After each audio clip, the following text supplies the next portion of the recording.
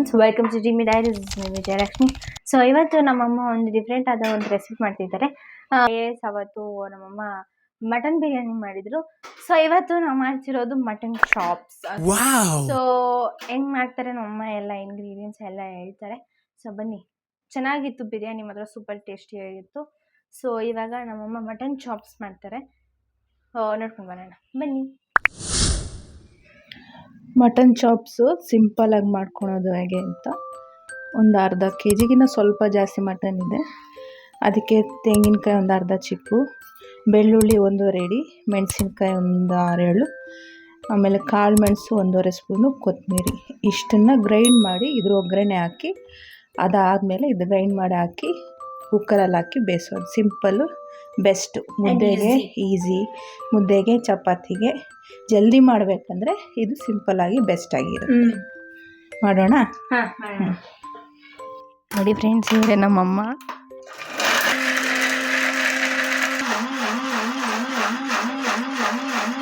Friends, ಈಗ cooker ಇಟ್ಟಿದ್ದಾರೆ mutton ಚಾಪ್ಸ್ಗೆ. ನಮ್ಮಮ್ಮ ಈಗ ಮಾಡ್ತಿರೋದು ಸಿಂಪಲ್ ಆ್ಯಂಡ್ ಈಸಿ, ಕ್ವಿಕ್ ಆಗಿರೋ ಒಂದು ಮಟನ್ ಚಾಪ್ಸ್. ಬೇಗ ಮಾಡ್ಬೋದು ತಾನೇಮ್ಮ? ಹೌದಾ? ಹಾಂ, ತೋರಿಸು. ಎಣ್ಣೆ ಸ್ವಲ್ಪ ಹಾಕೊಳ್ಳಿ.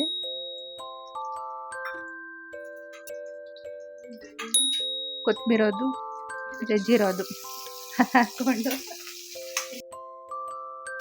ಈಗೇನು ಹಾಕ್ಕೊಳ್ಬೇಕು? ಮಟನ್ ಹಾಕ್ಕೊಂಡು ಇದೊಂದು 10 ನಿಮಿಷ ಫ್ರೈ ಮಾಡಿ ಮಸಾಲೆ ಹಾಕಿ ಕುಕ್ಕರ್ ಮುಚ್ಚಲು ಹಾಕ್ಬಿಡೋದು, ಉಪ್ಪು ಹಾಕಿ. ಓಕೆ.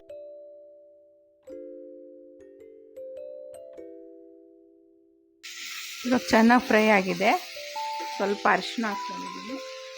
ಆಮೇಲೆ ರುಬ್ಬಿರೋ ಮಸಾಲೆ ಅದನ್ನು ಹಾಕ್ಕೊಳ್ಳಿ.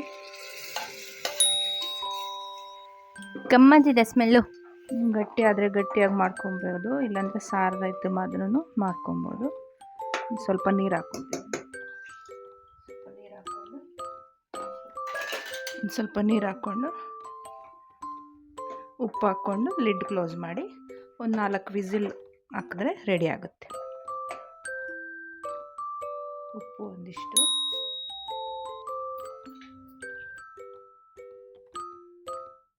ಫೋರ್ ವಿಸಿಲಾ? 4 ವಿಸಿಲ್ ಸಾಕು.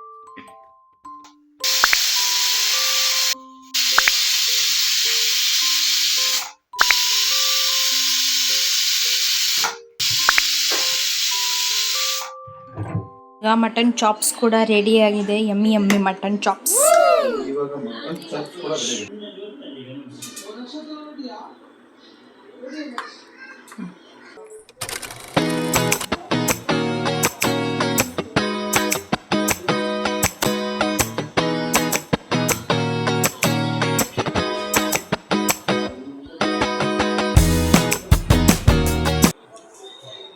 ಸೊ ಫ್ರೆಂಡ್ಸ್, ಈಗ ಟೇಸ್ಟ್ ಮಾಡೋಣ.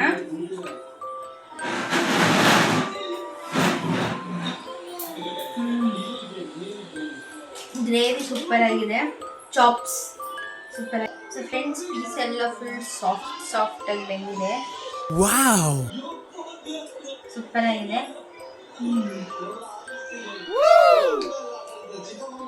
ಯಮ್ಮಿ ಆಗಿದೆ.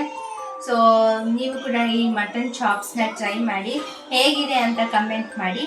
ಸೊ ಸೂಪರ್ ಆಗಿದೆ ಮಟನ್ ಚಾಪ್ಸ್ ಮಾತ್ರ. ಸೊ ಈ ವಿಡಿಯೋ ನಿಮಗೆ ಇಷ್ಟ ಆಗಿದ್ರೆ ಲೈಕ್ ಮಾಡಿ, ಶೇರ್ ಮಾಡಿ, ಸಬ್ಸ್ಕ್ರೈಬ್ ಮಾಡಿ. ಬಾಯ್.